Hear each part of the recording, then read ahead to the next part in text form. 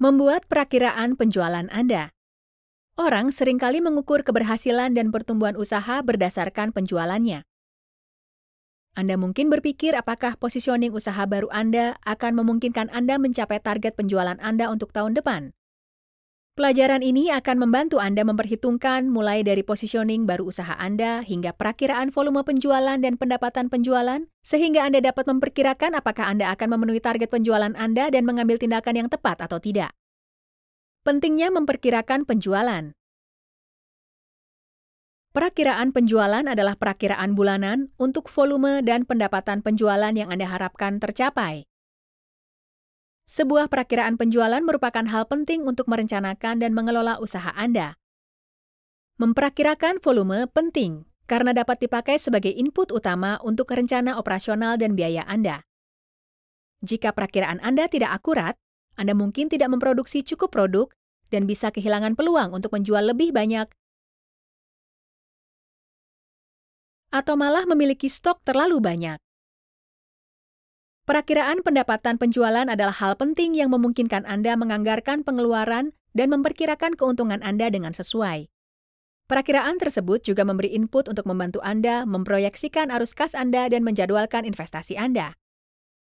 Jika penjualan aktual Anda berbeda jauh dari perakiraan penjualan, maka arus kas dan perakiraan keuntungan juga tidak akan akurat. Hal ini akan menyulitkan Anda dalam mengelola usaha. Perakiraan penjualan akan membantu Anda memahami cara mendekati, bahkan meraih target penjualan Anda setiap bulan. Dengan memiliki perakiraan penjualan, Anda dapat menyesuaikan atau memperkuat kegiatan pemasaran dan penjualan Anda sebagaimana diperlukan untuk membantu Anda mencapai target Anda. Langkah membuat perakiraan penjualan yang akurat. Pertama, identifikasikan unit penjualan Anda.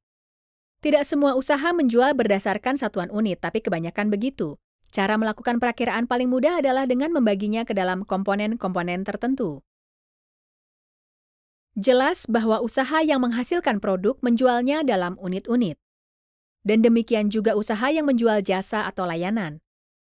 Misalnya, akuntan dan pengacara menjual jasa per jam. Taksi menjual per sekali menumpang dan restoran menjual makanan. Perakiraan ini harus dilakukan untuk setiap produk atau jasa.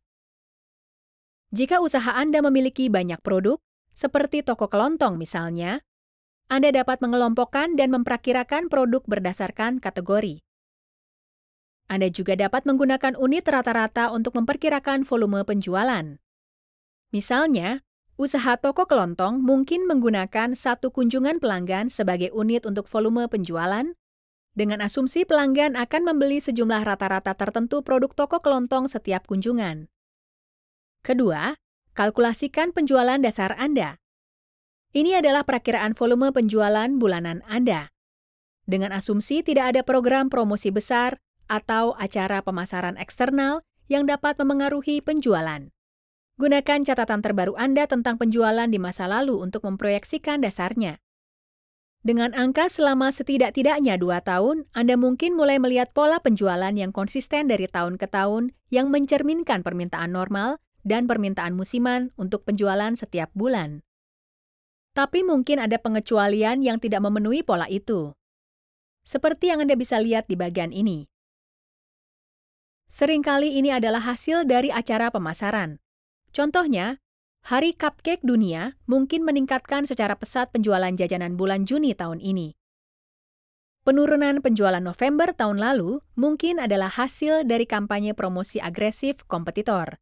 Kampanye pemasaran dan penjualan Anda sendiri mungkin juga meningkatkan penjualan pada bulan tertentu dan membuat angka penjualan Anda menyimpang dari pola normal.